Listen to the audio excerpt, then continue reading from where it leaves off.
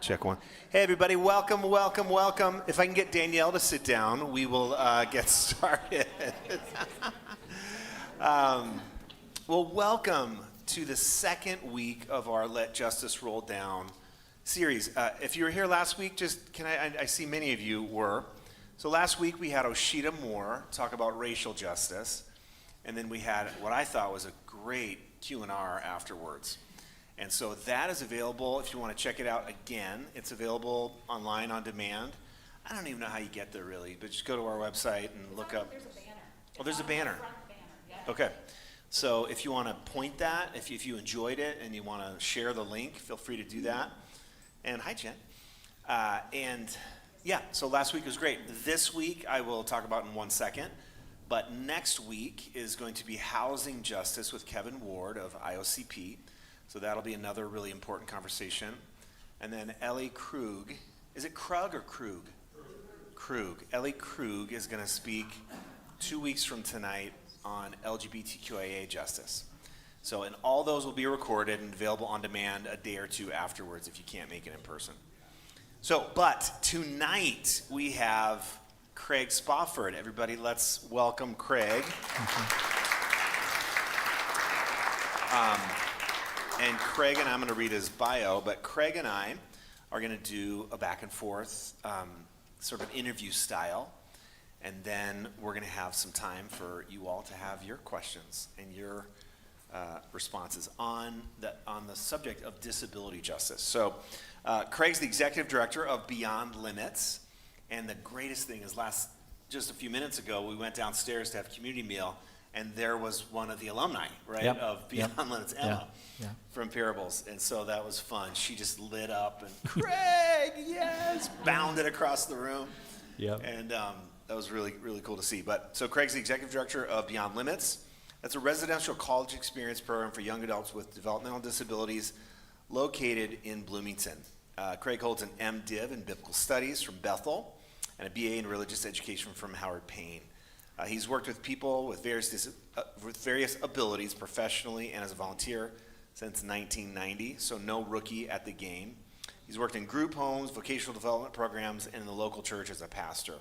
He's walked with people with disabilities and their loved ones at many stages of life. He's married to Kara, a housing case manager serving people experiencing homelessness. So it sounds like Kara could also lead the event next week. And proud dad to Alyssa and Stephen.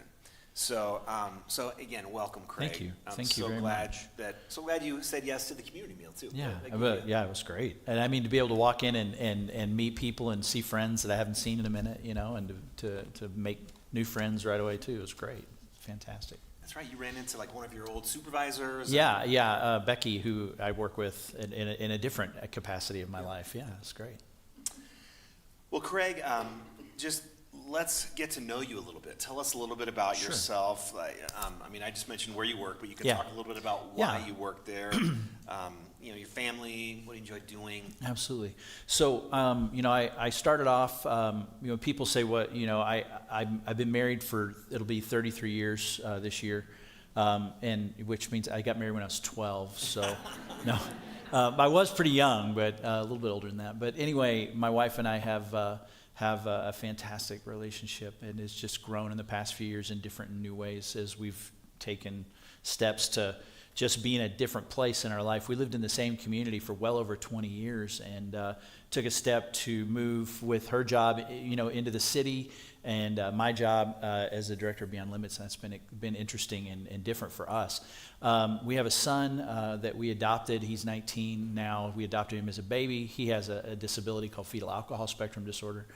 And that particular disability is one that is very close to my heart as far as helping people understand how somebody can have a disability and yet you're not aware of their disability and what that can be like and so on like that. So very, very important to me to connect with that. My daughter is married to the last person in the world who I thought would marry somebody who's in the Army is my daughter, but she's married to Jeremy, and they live in Georgia right now, and I miss her very much, but since I moved from Texas to Minnesota away from my family, I guess she's just kind of doing her thing too. But anyway, so we've been in the Burnsville area now for about 5 years. We lived up north in the Zimmerman, Minnesota area for about 25 years before that. So I've been in Minnesota for about 30 years now, I guess. So moved here from Texas. It's great. And tell us a little bit about Beyond Limits. What is its scope, and how did you get involved in that work?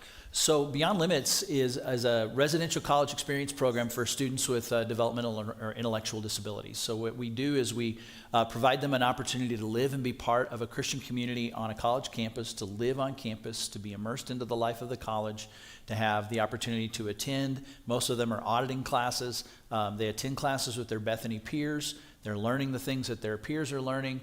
They're part of the classes, discussions, and things that go on in there, and trying and engaging with them. And then they're involved in the life of the college. You know, we have the college has a student government, like colleges tend to do. One of our students is always a representative on student government, so that they make sure that, you know, that the college wants to be and desires to be inclusive in that way. So we work to have somebody be in that space. And then our students are getting life skills training, life skills classes. Bethany happens to have a very unique federal designation as a work college, which is one of the reasons why our partnership there works, is that our students are gaining work skills experience while they're living at college, because every student who attends the school has a job working for the school in some capacity. And so our students are mixed into the kitchen crews, you know, I mean, everything you can imagine that happens in a place like that needs to get done. We've got students who are involved in it in some way. As a matter of fact, one of our students today, the boys, they did a really cool thing where the boys went on a men's retreat the first half of the week. The girls left for the women's retreat for the second half of the week. And one of my guys got back, and I said to him, hey, dude, you can take the afternoon off. We're going to blow off work. Got to get caught up on, you know, we can do some stuff. We'll just hang around, watch a movie, finish up some laundry and stuff like that. And he disappeared. And I'm like, no idea where he is. So I finally start looking around for him. He's over recycling boxes in the kitchen. He had to go to work. He couldn't be bothered with taking time off of work. So I'm just like, I love that for him, you know, that's what he wants to do.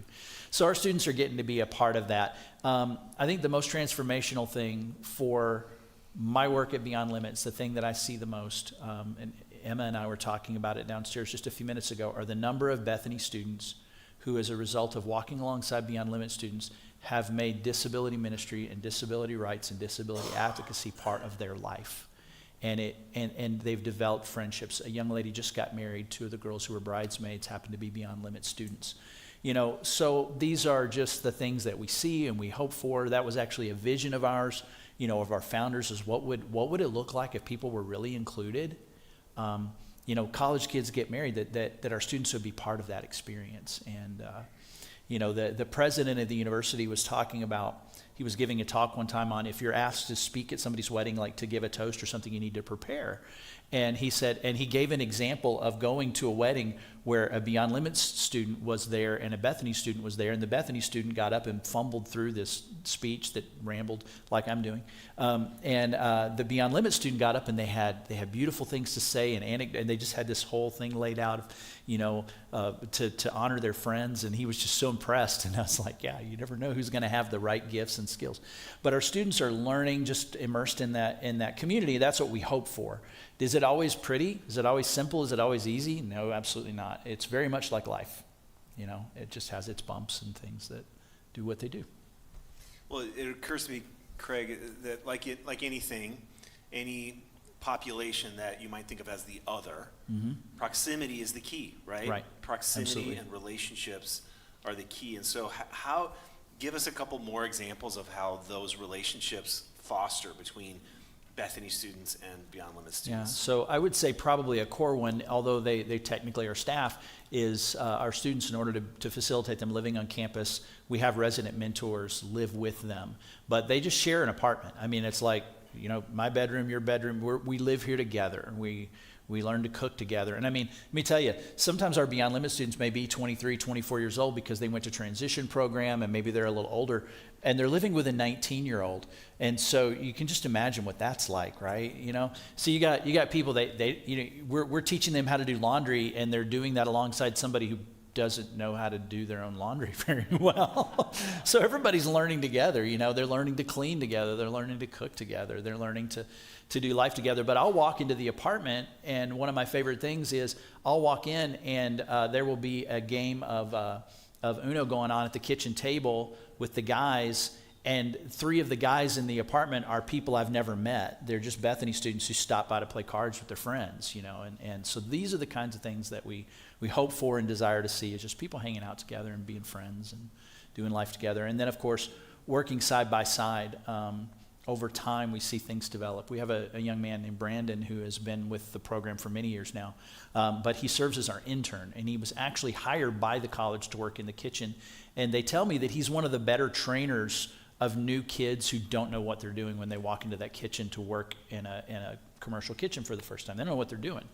And Brandon, he's had to learn all that, and it took him a while, and he had to process through it. And he's very patient with people. And so sometimes they'll send the new freshmen, Brandon's going to show you how we properly cool a pot of soup after a meal that needs to get cooled down, so that it's done safely. And so he does these kinds of things with people. So we see people learning and growing together and developing relationships, that kind of stuff.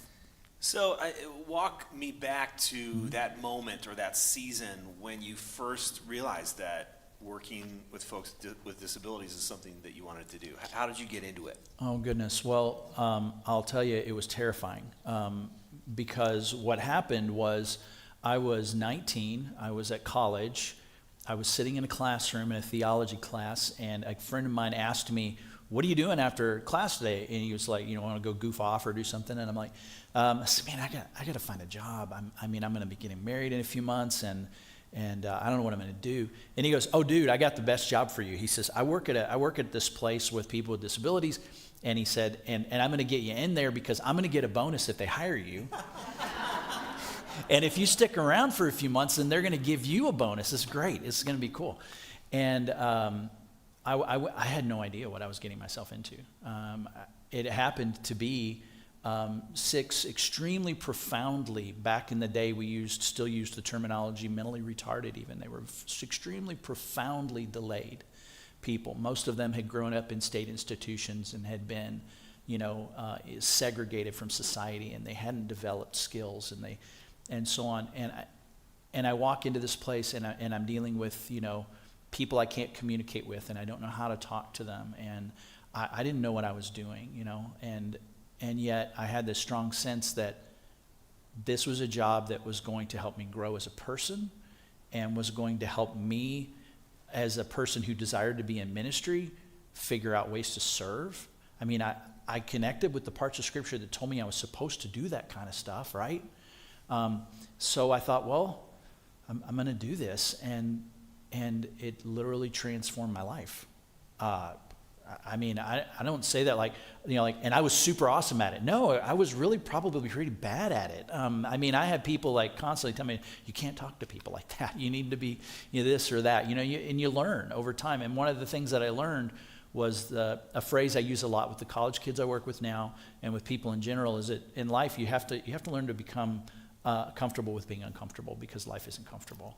Life is hard, and we just learn to embrace the things that are difficult, and recognize them for what they are, and I don't buy into or believe in the idea that everything happens for a reason. Stuff just happens. And so as I walked alongside, what slowly began to happen was I met a man named Jody when I worked in that group home. And Jody had been closeted his whole life. He had been loved so much by his parents, but his mom passed away. And he'd lived in the little town of San Saba, Texas, and nobody knew really who Jody was, but he was in his 30s. He'd never really lived outside of his home. He'd never gone to school. His brother, who loved him very much, had to put him in a group home. And Jody began to do things because me as a 19-year-old, people I was working with, 20, 21-year-olds, and then some very lovely older people who also served there along with us, we didn't know what Jody could or couldn't do. Goodness gracious, he learned to do things for himself that he was probably capable of doing all along, that everybody just assumed that this poor guy with Down syndrome couldn't do.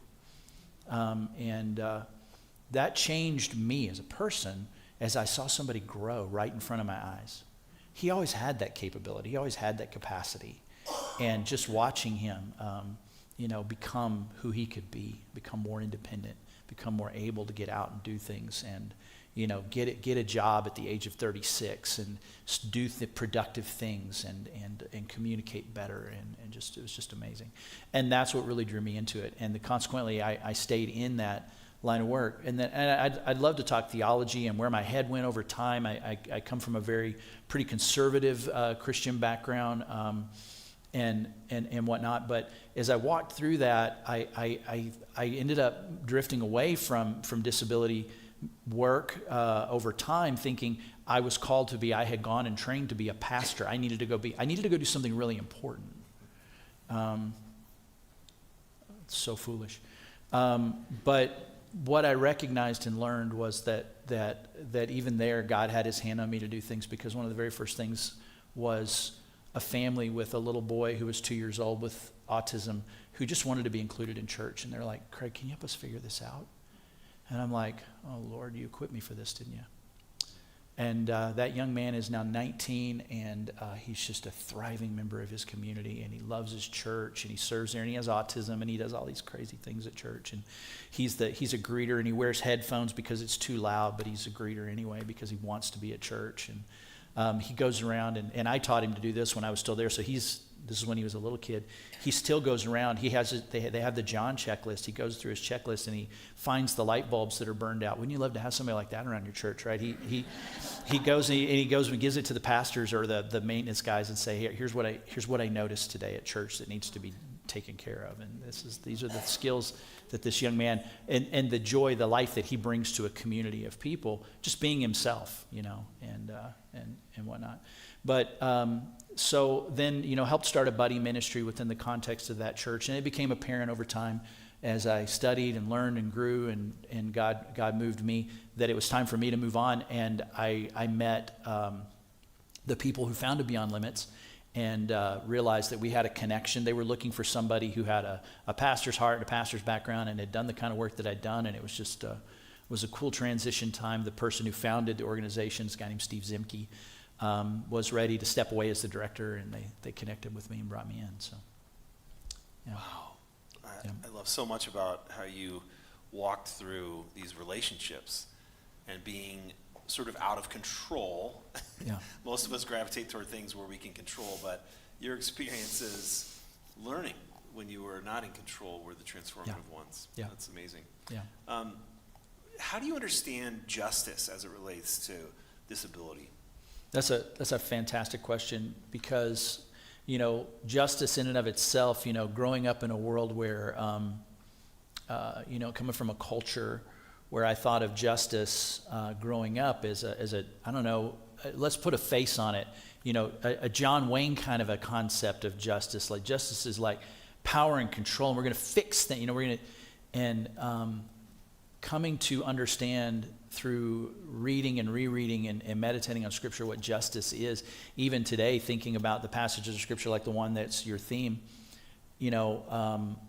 what is justice? It's seeing that people have opportunity and people have the ability to be included and be part of the life we have, because we are given this one great and wonderful and glorious opportunity to walk this planet. And everyone deserves an opportunity to be part of that in whatever way they can.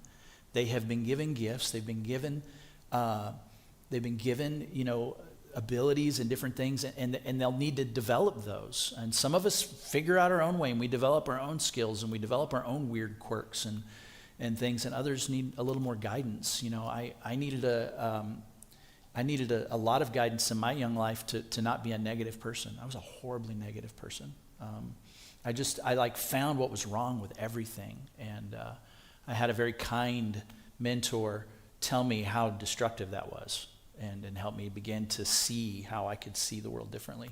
So, what is justice for people with disability? This is why we're doing this as a Q&A, because I can't stay on a track. It's making sure that we see the people that are not seen, that we don't lose sight of those that need to be included, and and we work through any discomfort because of society's ideals of what things should be like, so that they can have a part of this great and glorious life that we get to have, that they're intended for. You know, we want that for people. And so what does that mean? It means that those of us who can are going to seek out opportunities to do, and we're going to choose to be uncomfortable. And it's so funny. I mean, I'm going to be spending time with legislators soon, doing some advocacy work for fetal alcohol spectrum disorder. But probably the best thing I did today was make sure that Andrew's laundry got moved to the dryer so that it didn't smolder in the washing machine overnight, because he went to work and forgot to do his laundry. So that's probably, so that's justice for someone, that they would just have people in their life and part of their life who are going to help them move forward and grow. I wish that being uncomfortable wasn't part of that equation, to be honest. Yeah, I would prefer that too. But I think you're absolutely right. Yeah. It takes a commitment to being uncomfortable if justice is to come, is to roll down. Mm-hmm. And this community, WCC, I think has a huge heart for folks with disabilities. But what can ordinary people do that, like, to stand for justice for those that are disabled? Well, for starters, my experience, just to be really clear, has been primarily with people with intellectual disabilities. That's been my primary experience. I have worked with people with physical disabilities as well. I've done, just because, it all kind of connects. And then I've worked with a lot of people with hidden disabilities. I have epilepsy. I was born with a heart defect, and I only have one kidney. And you're like, okay, you didn't need to know all that. But you wouldn't know that to look at me, right? I fight with the medication that controls my seizures, which affects my thought process sometimes, and it makes putting together a coherent thought difficult at times, sometimes. But all that to say that what does it mean for a typical people to be able to do and embrace is just to realize that the people around you, the people near you, your neighbor, as they say, is someone who needs to be included in your life and being given an opportunity to be connected and welcomed in. And that means having friends and people around you who hug awkwardly, and you get the opportunity to redirect that the best you can, to be a little bit more, maybe just a little bit more what people are comfortable with, but you do it with gentleness. And you do it in a way that's respectful as much as you can. But then you just are present. Are you willing to help somebody get what they need? Everybody here could have some kind of a relationship with somebody who needs something, and participate in that in some way. And you're like, well, I can't help somebody. I couldn't physically I can't X, Y, Z or whatever. The reality is just making sure you know somebody's name and being kind to them is going to be transformational, because they're seen and heard. They're noticed. So that is a piece of justice that transforms people's lives. I am fired up about parables ministry because my friend Carrie talks about it all the time with me, right? And I've never been there. I don't know what all they do at parables, but I'm sure if Carrie's there, it's a good thing, because Carrie ain't got time for anything else, Anyway, so it's making sure that places that you're part of are creating those opportunities. Some people in this room, it may be resource oriented for you. It may be money. Maybe just recognizing that nobody in the disability community has enough most of the time, or so it seems. They're getting by on what they can do. It's building a friendship or a relationship with somebody who needs that. It's taking time to find the family or the people around you who are having to care for or being given the opportunity to care for a loved one in their home who just needs somebody to be present for them, and to work through listening and hearing the pain, and letting it be. That's reality. That's justice. Letting it be painful, because it is. Sometimes we recognize that what we want to do is deal with our own discomfort. I want to deal with what's making me uncomfortable in this moment. and you're making me uncomfortable, so I'm going to try to fix you now, and I hope you go along with what I need. I need to be comfortable. And recognizing that that is not the way of Jesus. And the way of Jesus is just simply to go ahead and be there in that moment. And not let people, we have to move forward. Yes, people need therapy. Yes, we do need to resolve things. But it's important to recognize that a lot of justice is just being present and not needing to fix people, but be part of their life and be present with them. That's beautiful, Craig. So as I'm looking around the room, I know that many people in this room are parents and or caregivers of those who have disabilities. And so what would you want them to know? Every day as I grow more as a father of a child with a disability myself, it's just being aware that your emotions about and fears and all those different things that you have in you are just valid and normal, and that it's okay, and disappointment and frustration are part of the process sometimes. It's just the reality of things, and that's okay. Sometimes when I'm feeling that frustration, I'll want to feel bad about that, and I recognize that I have the opportunity to turn to and lean on others, the community. I can lean on Christ. I can lean on my faith, and I can seek hope and joy, but recognizing that those are all things that are part of the process, and just recognizing that. But then recognizing that there are people out there that want to be part of your life and don't necessarily know how to be. So having the patience with them, so that they can be connected and part of your life, and helping them do that, and then figuring out who are going to be the right resources and the people to connect with. My son's favorite fishing buddy besides me, thank God, he loves to fish. I don't care to fish all that much. He wants to fish, and he wants me to take him fishing, and I'm like, okay, let's go fishing, But his best friend since growing up is a boy who's his age who has a younger brother with autism, and they make great fishing partners because he knows how to help my son when they're out doing stuff together, and because he's used to stuff that's different than what other people do, which is what my son does.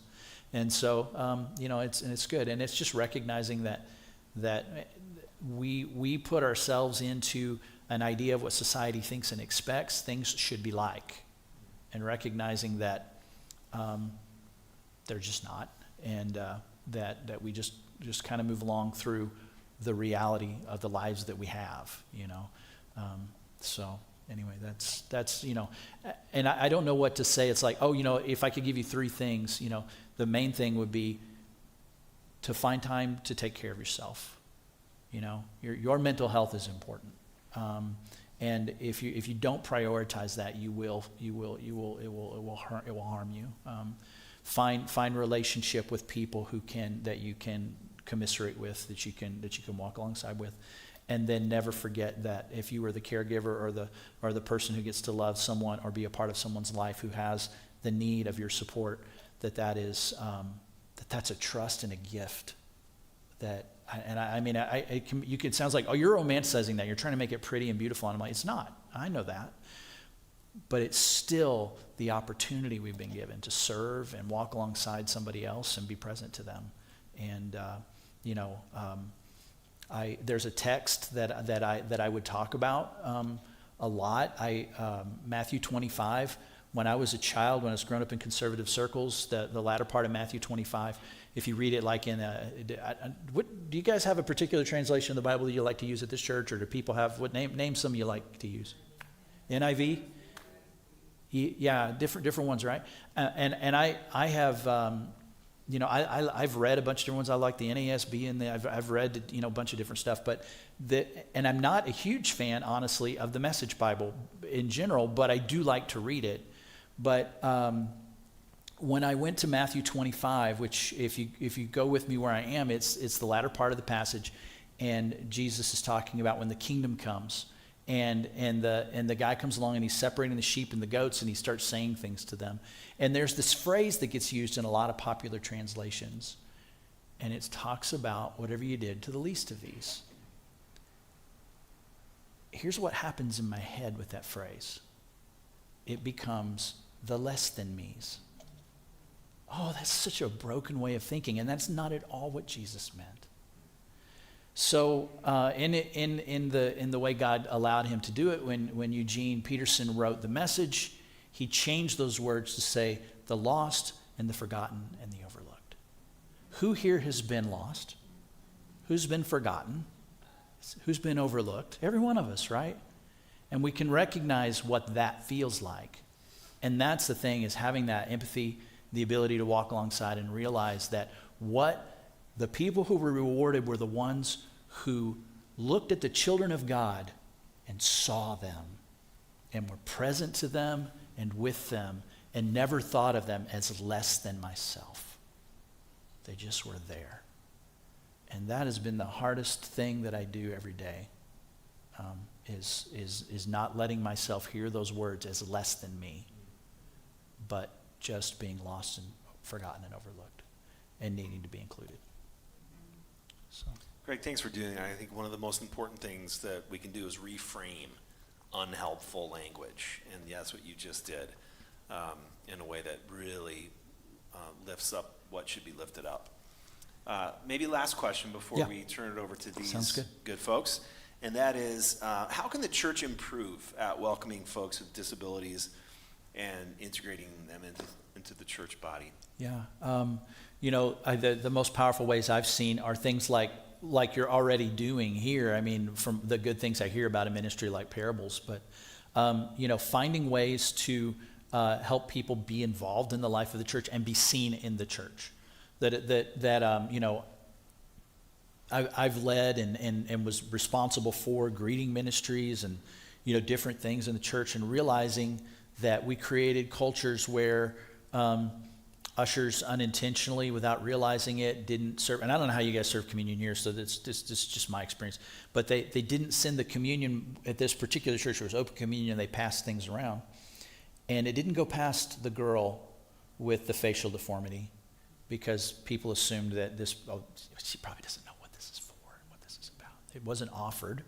And she came back to me and said, hey, at church, I got left out. And I'm like, whoa. So we had an opportunity to communicate and learn through that process. But so all that to say, it's just an illustration to say that be aware of how people are being included, and make an effort to include. Sometimes I think we can make an effort to go, is somebody able to do something? Instead of going the other direction of saying, Jesus used words like, whenever you do this, everybody come to the table and eat this meal. The meal was intended for people to be part of. How are we including? And that includes the body of Christ. I have a young man named Matthew that I work with, and Matthew has Down syndrome, and he has a speech difficulty. And if you're patient and quiet, you can communicate really well with Matthew. If you need to hurry, not so much. And he has a lot to say. And you have to, and he wants to make videos and do podcasts, and I'm like, buddy, people could barely understand you, So we're trying to think of creative ways to help him use this desire that's pouring out of him to share and talk and give. And so he writes notes to people, and he does all this kind of communicating and stuff. But I was going to go somewhere with, so Matthew, one of our students audit classes, and one of the things that they get to do sometimes, you were if you were in college or in high school or whatever, you had to give an oral report, and it was probably like your favorite thing to do. Probably not. Matthew wants to give an oral report every time there's an opportunity to give an oral report, and we're all just like, okay, Matthew's going to give an oral report. So he and I developed slides. There was in a theology class that he was taking, because Bethany is a college of missions, so this is what a lot of what our students are exposed to, are these things. And you know what passage Matthew picked up that he wanted to talk to his friends about? Priesthood of the believers. How everybody should be involved in serving in the church. And that's what he wanted to talk about. And it took him like 3 minutes to do it, and he just said a few things. And I'm just like, people were just blown away, because they got a new picture of what it meant to be a priest in the body of Christ, to be a part of the priesthood, and to be connected and asked to be a part. And so, how are we having people be involved? And is it awkward or hard? And if it is, that's probably a good thing. Jesus spent 3 years of his life walking around with 12 people who were pretty clueless. But he loved them, and he kept them around, and he kept walking with them. And so, we want to make sure that we're bringing people in and we're making sure they're learning. So how can the church do that? Whatever your greeting ministry looks like, who is on that ministry that has, that's an opportunity and a challenge, maybe even to have them be part of that, but they want to. Who is it that is giving some feedback, or their family is giving some feedback to leadership boards on what it means for inclusion to be a reality in their life, to be more included? Are people being sought out and asked to give that input, and so on? So just making sure you're doing that. You guys are already, this church is already doing a wonderful job just having that opportunity.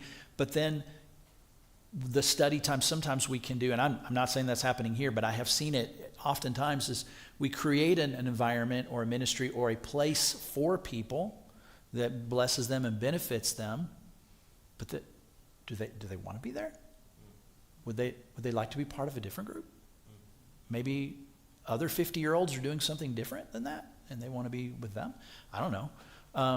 Making sure that we're giving them doorways and pathways to be part of other things, even if it's weird and uncomfortable, even if it changes the dynamic.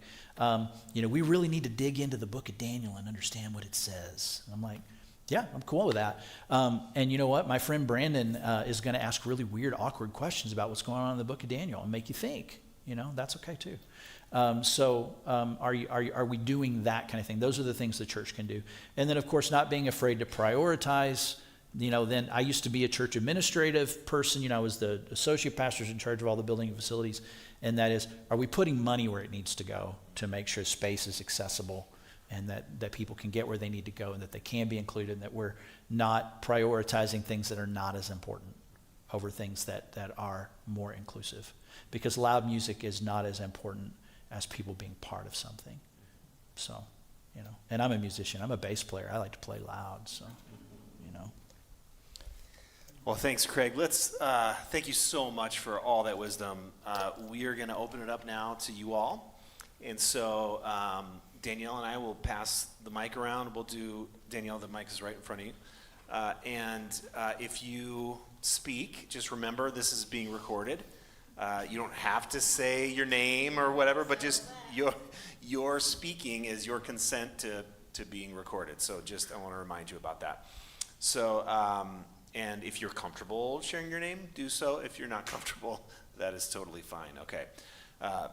Craig, you ready for some more questions? All right, great. Go ahead and raise your hand if you have a question, and we'll get the mic to you.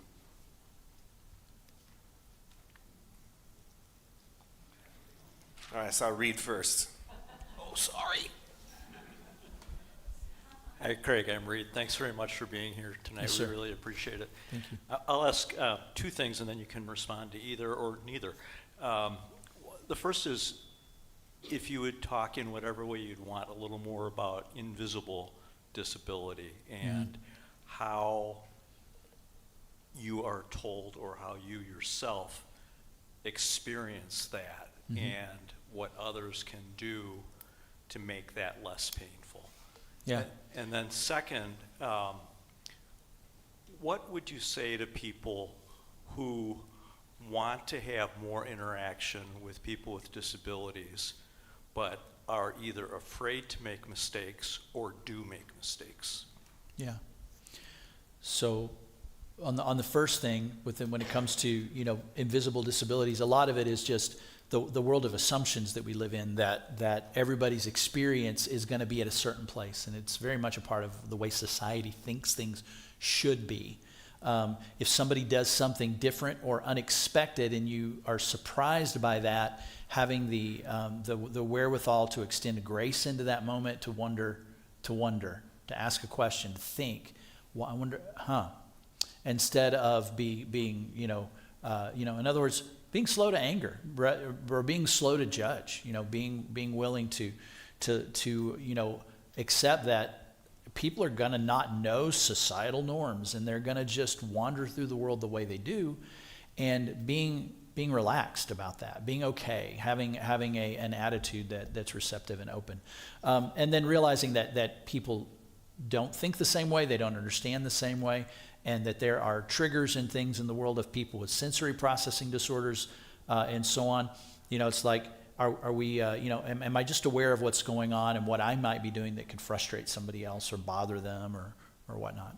And so essentially it's just having some self-awareness and having an awareness that people have different experiences in the world and different ways in which they head into that. And the part about I want to be involved, but I'm scared. Fear is a real thing, and having some butterflies in your stomach and having to work through a little bit of anxiety to do something as simple as just saying hello or being a part of something is can be your spiritual discipline and your offering of yourself. I think about what Paul encourages us to, that we would offer ourselves as living sacrifices. And you're like, what does that even mean? And I'm just talking about just taking the step forward to go ahead and do it and be willing to make a mistake. And don't assume you know what in the world is going on. Ask questions, but realize that you will probably spend time with someone, especially in the world of people with developmental disabilities. Something you say or do will not be the right thing. And part of it is because they actually know what they want, they know what they're trying to communicate, and you don't. So who's the one with the problem? So realizing that me with all of my intelligence is having trouble right now with this conversation I'm in with this person. They know what they want to say. So what do I do to help them with that? And just be willing to be patient and be present. I use a lot of redirection, and frankly, my coworkers, the students at the college, they tease me a little bit. They say, sometimes you use a little misdirection, and I'm like, I get people to think or talk about something else. But all of that to say that you if you work with people and you desire to pour into people's lives, you are going to do the wrong thing. You are going to say the wrong thing. You are going to offend somebody. And so what you can do is you can say you're sorry, and you can try again. And you can just keep doing that. There is a young lady who attends here who, when I was becoming the executive director of Beyond Limits, she's here tonight down at the Parables group. She could probably tell you a couple stories about some dumb things I did as the new executive director when she was in her second year as a student in our program. And Emma is very strong-headed, and she is a very big presence, and she is a wonderful, huge-hearted person. And it is not unlikely that you might do or say something that would bother her without meaning to. And just recognizing that you just take a step back, you take a beat, and you walk through it. And you just humble yourself to realize that, and for me, this is a really important one, and that is, am I more committed to being right, or am I more committed to loving people? And by that I mean when I work with the students I work with and the things I want them to learn and get out of life, I recognize that I may know more, I may have more wisdom, I may have a better understanding of what they should or shouldn't do in a circumstance or a situation, but is that really up to me? I want to help them through it, and I can, but not being afraid to just let people do or go where they're going to go. So as a person who says, I might want to go and become in relationship with this person or serve them or love them, is just recognizing that if you're doing that because you're trying to be a hero and save people, that you're doing it for the wrong reason. Because that's not a thing, I mean, it is, but, and it can feel really good. I'm not going to deny it. I mean, it feels really good to serve and help people. It really can. But the reality is there's a whole lot of hard stuff that goes on to build rapport with people and to learn things, and just being willing to go ahead and do it, and depending on who you work with, if you're afraid of things that are physical in nature and stuff like that, then don't do those things. Be careful, make good choices for yourself, know what you can and can't do, and figure out how can I resource the people who are willing and able to do that so that people can be included. At my age now, I no longer work with the most severe community. For many, many years, I worked with people who were very physically aggressive, and I dealt with a lot of stuff and did a lot of hard things. And I'm choosing to do something different now because I recognized that was better for me, So just self-awareness and being willing to be wrong and make mistakes. It's all good. Yes? Hi. Hi. Is this on? Okay. I just wanted to know, in your program, what is the range of disabilities Sure. of the people in your program, as well as the age range? Yeah, so we, the range of disability, just because of the nature of our campus, unfortunately, not unfortunately, it is what it is, the campus is older, so there's some accessibility issues. So we're typically working with people who do not have significant physical limitations. We're working with people with a range of cognitive, emotional, challenges and things like that. Everybody, for the most part, the students who are in our program would qualify under state and federal guidelines and all those kinds of things as having an intellectual disability, falling into a specific type of disability in that way. Not everybody does, but those that don't then typically have some other type of developmental disability. For example, they have autism, but their IQ is a little higher, but their challenges with their autism are more around their social skills and figuring out how to navigate the world the way they're able to process it with their sensory challenges and disabilities. So we have people in our program who can read really well, and some of them have even attempted auditing the classes at the college. I mean, not auditing, but actually taking the classes for credit, all the way to people who can't read. They really don't read well much or very little. The typical age range of our program is, if you go to our website and look, it says 21 to 29. But we've taken students who are a little younger out of high school. I personally am an advocate, especially for the majority of our students come from Minnesota. I'm an advocate for the transition programs that happen in the state of Minnesota for the most part. Somebody may come from a different area where their transition program isn't right for them, or maybe they're from a place where they don't have that access to that. Then we've accepted students younger. And why do we have an age limit on the top? Because our entire program is built on the premise that we are connecting with a college community of kids who are around 20, 21 years old. So we recognized that at some point it wasn't feasible for us to have people who were too old coming into the program. So that's kind of why we have that.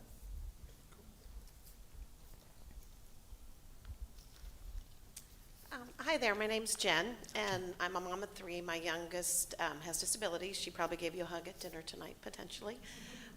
My question stems from, how do we, as those who live in this special needs community, we started this ministry 10 years ago with this service, primarily geared towards families with kids or young adults or adults with disabilities who don't have a faith home, right? Didn't feel like there was somewhere that they could go that they would feel accepted.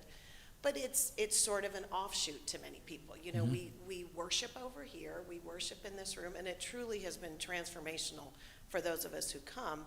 But many of us who come, I think, would say that they go to Parables Church.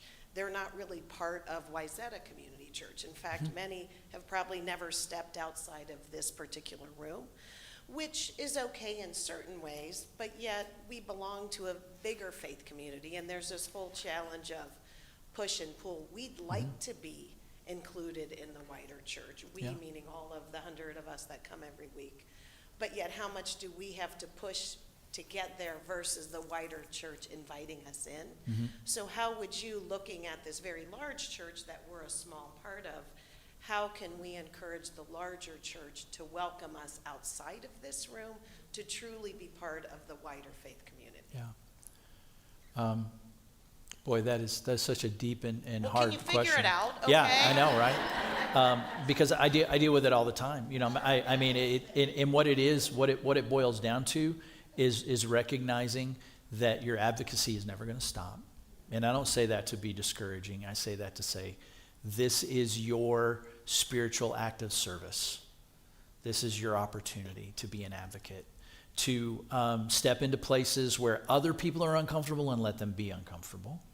And, you know what, some days just show up and be there and let them not be okay with it. You know, I mean, I've got one of the crazy things that happens within church and different things like that is that somebody comes and we have an expectation of the way a service is supposed to go and how we worship.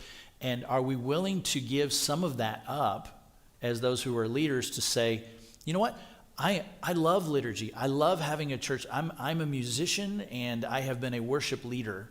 And I wanted to create very specific structures. As a matter of fact, that's one of the reasons why I wanted to go, God forgive me, back into full-time church work and pastoral ministry. Was I was gonna, this is what I really thought was gonna be the thing that changed people. And what I became was selfish and fixed in my own thinking and my own ways. And so what I had to recognize and realize is that that I was creating idols and structures and things that were not necessarily productive or helpful. So am I willing to have a church service where in the process of the singing, there's people there who can't sing but are trying really hard, and that it's cool? I am so proud of some college kids I'm working with who are working on developing worship music. That's a thing they're into. We have this one young man in our program who, a different one than the other one I was talking about, but another young man with a speech impediment, and he loves to sing. And in any sense of the word, it is truly a joyful noise. It is not something that it's like, this is not, I don't know, how to explain it. It's absolutely rapturously joyful, and it's amazing. And yet, the best thing you can do is just embrace it, because it is what it is. And that when people begin to recognize the kind of pure worship that it is, then when I asked him to pick a song to sing along with at a thing he did, he picked a song called The Heart of Worship, and he sang along with it. And he can't sing any of the words, but he knew what it said, and he knew what he wanted it to say. And so are we willing to be open to the fact that the whole church community needs to experience this? So is it a seasonal thing? Is it a now and again? But it's done on a regular enough basis that people go, you know what? Why do I need church to be a certain way? Why does it have to be like that? I mean, are we allowed to ask those questions? I do all the time. But I'm all about pushing people to accept my students into their church world. I'm working with people who've decided they're called to go into missions, and I want to make sure that they know what missions really is. So it's my heart. Hi. Does it work? And by the way, Danielle and Steve, I wasn't telling you you have to change.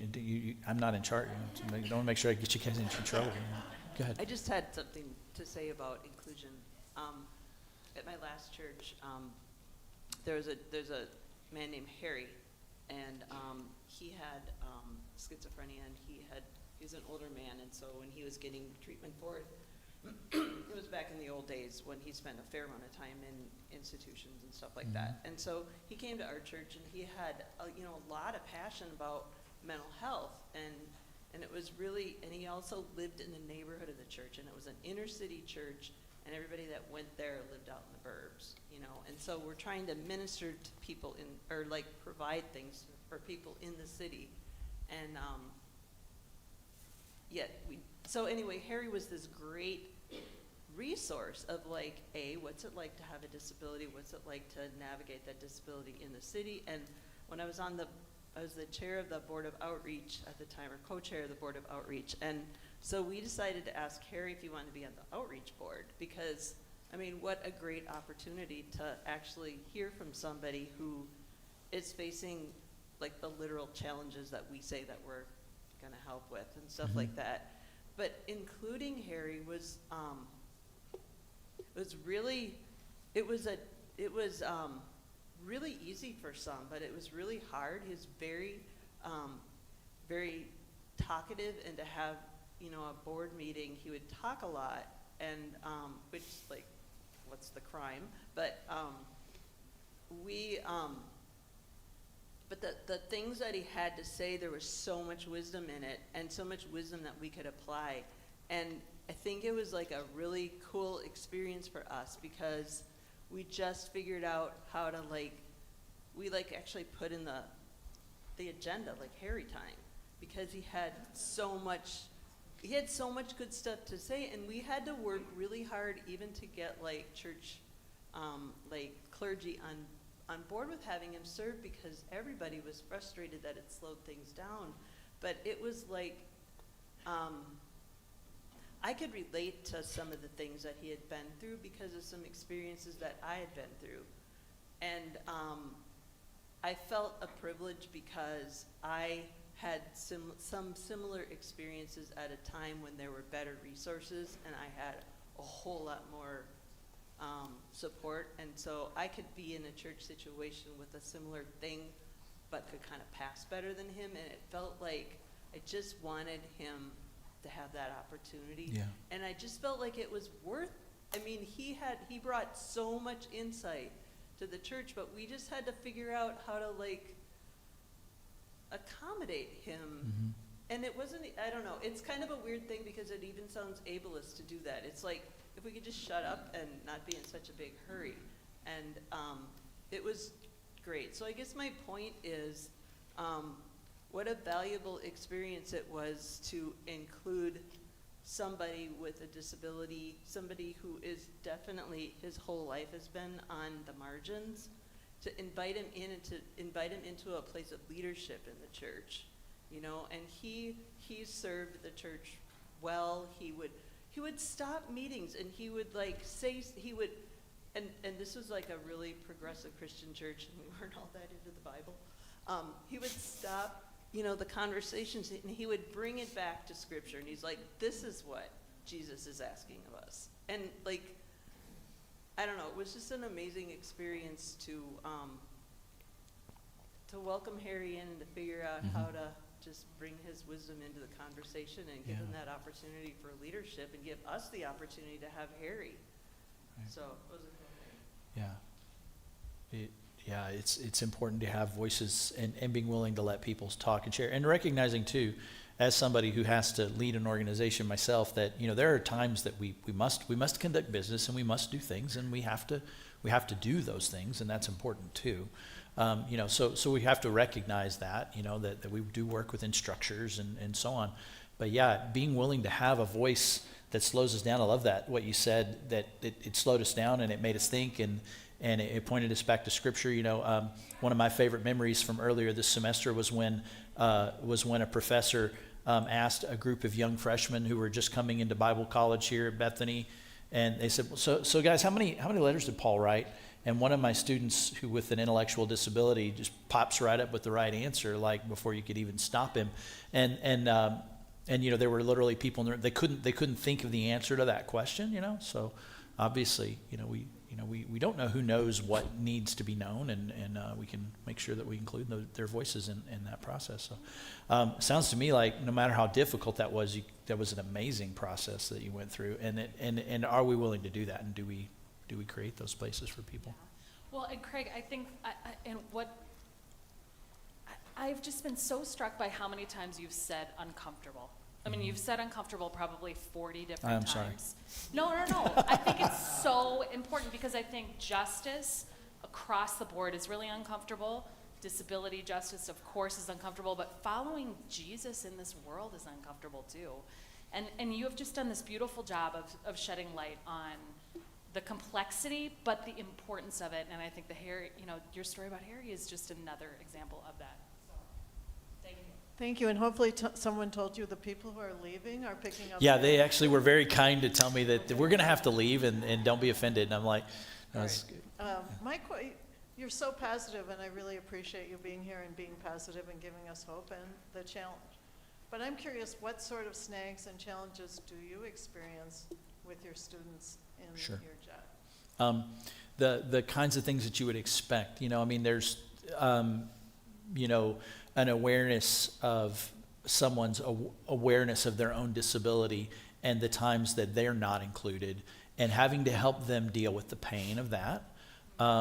Having to have this, what feels like for me, the same conversation over and over and over again, realizing that in the context of any ministry, but in the context of a college ministry especially, I am going to constantly be working with new people, and some who've never had maybe a close relationship or exposure to what we do and why we do it. And so constantly being willing to be at peace with the fact that the job and the opportunity is one of building vision and building hope for people, and an idea that inclusion is important, that you lean into that with people, and that you invite them to be part of it.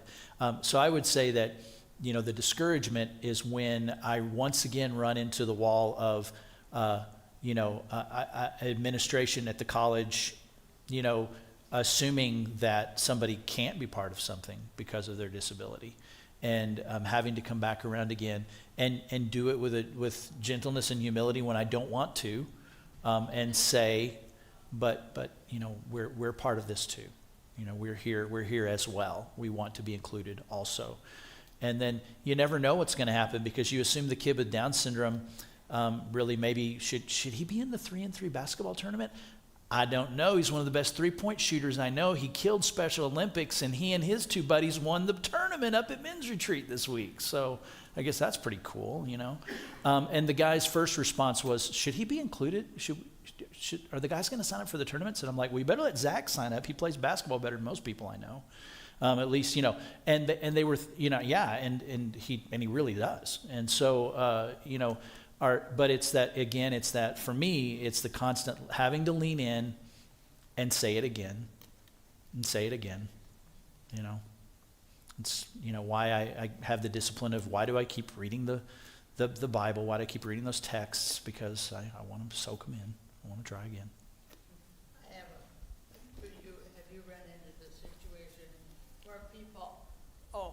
where people are diagnosed with psychiatric disorders rather than a syndrome of something? Yeah. So we do, I would say I have personally in other places and so on, within our program, I'll be really honest with you, there is a little bit of, for lack of a better way of putting it, a little bit of cherry picking that goes on, because we are going to need to work with people who can navigate a mixed community of folks who are doing life together. So we do limit some of the challenging behavioral things that may come out. We have them, because stuff happens. But so there's a little bit of that. But yeah, the psychiatric things, like you mentioned, yeah, we've had to deal with those things as well. We had a young lady in the program whose primary challenges were not her IQ. It was her fixed way of seeing the world and the mental challenges that she had with every little thing that happened. Things had to go a certain way, the noises, triggers, all these different things that were problematic for her. And we spent a lot of time figuring out how to make the world work for her, which you can go, well, is that right or fair or good? I'm like, well, I don't know. What's fair about life, So but do we want to include people to, so we just kind of, so yeah, we have had a little experience with that. I've had some experience with that. Sounds like you did with your friend Harry. Yeah, definitely. It's just a matter of what steps or lengths do we go to try to have somebody be involved when it's safe. I've also dealt with some psychiatric things, and I have had a certain opportunity to walk alongside people in circumstances and things that weren't safe, where we had to do something different because of that. Yes?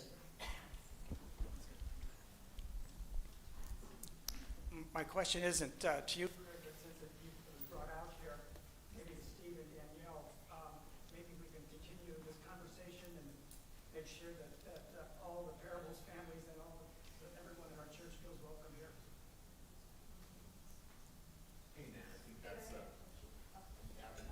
Amen. I think that's a great conversation, and it's you're not the first person to bring it up. So my question is do you follow your students after they graduate, after their program, and how are they doing, and are there continuing things for them? Sure. That So we do, but I would honestly say that it's a whole lot like a college thing. We actually are planning a service project reunion coming up this May, where we're going to take former students and current students and go with some of our current Bethany peers and go do a service project, like up at Castaway Club.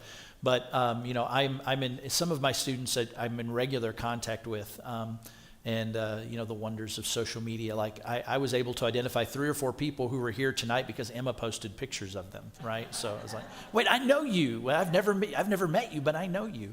That kind of thing. and then I try to keep up with where students are obviously for the opportunities to be able to show people, hey, here's what this student's accomplished since they left. So yeah, we do follow them. We do provide them some support, but honestly, we, the core essence of our mission being a 2-year college experience program, we try to prepare people for the next stage of life. Honestly, the whole vision of Beyond Limits came out of the fact that there were these young adults that were coming out of transition programs and things, and they didn't have a place to go or a community to be involved in or know how to do it. And so we're like, where could we create that? Oh, that looks a lot like college. Let's see if we can figure that out, and that's what it came. But then people leave college. So yeah, we do follow along. And like I said, I emailed with Carrie, who goes to church here, just this morning. She was asking me about the retreat and stuff. So, yeah. So I try to stay in touch with the students, and our board members who've known many of them for a long time do as well. We have time for maybe 1 or 2 more questions. I'm just wondering if you can offer, well, hi, I'm Shelley. I am the mom to Jenna. Jenna is in a high school transition program currently, looking at college transition programs. Mm-hmm. And why do you think there aren't very many here in Minnesota? From what I understand, there's three. I'll tell you why. A lot of focus with adult higher education has been on trying to help people, trying to create accommodations for people to be integrated into a typical or traditional, college experience thing or something like that. So that'd be one reason. Is a lot of the schools have put their focus on that. And then I'll talk to the leaders and the folks in. A lot of it's assumptions as to whether or not they think they can. And our program started with a bunch of people who, if you met my board of directors and hung out with them for a few minutes, you'd realize this is a group of people who don't understand that way of thinking. They don't approach life that way. They approach life with what we're going to do, and how we can do it. And that's just kind of who they are. And they let me be part of that because I don't actually, unfortunately, tend to think of things that way. I tend to attack the problem right in front of me, but it's just having some hopefulness. So I think there's a little bit of a lack of creative thinking in that respect. Although that's beginning to change, and we're hoping to see more programs like that develop. I know that there are some others that are out there, but I think a lot of it is that I had, for example, we were offered grant money for hiring students to help coach people with intellectual disabilities in the classroom and things like that. We were offered some funds for that to hire these other students, and I'm like, now they're volunteering for me. I'm not hiring anybody for that. I don't want to pay for that. But I understood what they were trying to do. They were trying to do that at the community colleges and places like that, so that somebody could go and be part of a typical class and learn and grow in that space. So they're trying to do those things. And that's where they're focusing on their energy. I think that's one of the reasons. And the approach we went at it from a different way was to say, how do we get people included at the level where they are now so that they can be part of something and learn and grow right now? And that's how our program got started. My question is a little bit of a follow-up. So is Beyond Limits anywhere other than Bethany, and how are you funded? So that's a great question. First of all, yes, Beyond Limits is only at Bethany. We have looked at partnering with other colleges and universities. As a matter of fact, that was one of the visions we had.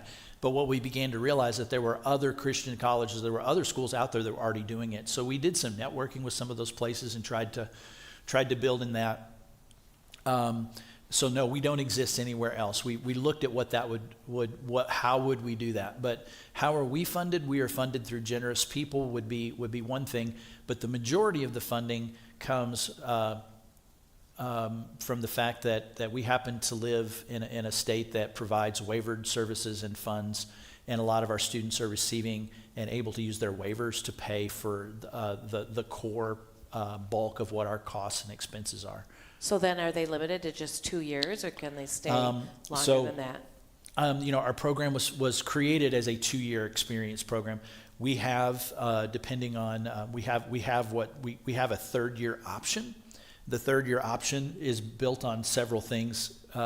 One, do we have how many new applicants do we have? Bethany and our Bethany's campus You know, when they're full, we got maybe 350 to 400 students attending the college as a whole.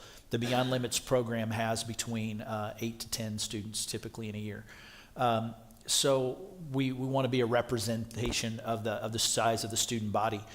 We also have a limitation as to housing. You know, I mean, how many apartments and things are available to us? And the fact is, if we were to grow, we can't just grow a little bit because we couldn't afford the staff. We have to like double the size of the program. So we kind of have to manage what we can handle. And then we go based on the fact that being an intentionally Christian community the way Bethany is, there are people who rule themselves out of coming. So it's some of that, but that's not really pertinent to your question. But so yeah, we're only there. They're paying for it through waivers, and we do have the third year experience. But some of that is based on how many new applicants do we have, and because we run the risk of turning someone away who wants to come for somebody who's already had 2 years. So sometimes we have to say we're going to let this new person come in who's otherwise maybe going to have to make a different decision or choice about their life, and they want to come here. So typically 2 to 3 years is what we do.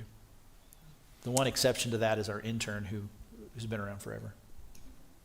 Thank you. All right, I think we are out of time, unless someone had just a burning question that has to be asked.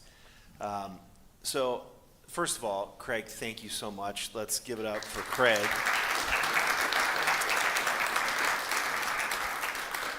And secondly, I'd like to invite each of you to consider a practice after this experience, and that is sit with a journal or sit with a friend and reflect on what are the ideas or concepts or words that shimmered for you the most.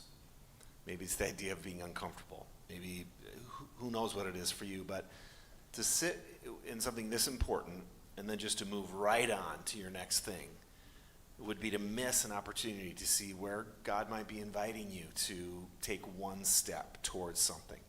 Who knows what that is for each of us, but please take some time, really over the next 24 hours, to either have a conversation or to spend some time journaling with a cup of coffee or a glass of wine and see where God might be inviting you to do something. So would you mind if I offered a closing blessing, and then we will be done for the night?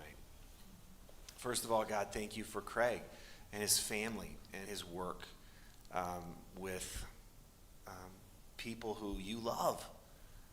And encourage him, bless him, strengthen him in his work. And invite the rest of us into whatever it is that you have for us. Give us the courage to follow you into that, even if it's uncomfortable. And give us a good night's sleep and a restful night's sleep so that we can walk with you tomorrow. Amen. Amen. Thanks for coming, everybody. Remember, next week is Kevin Ward with Housing Justice. See you next week.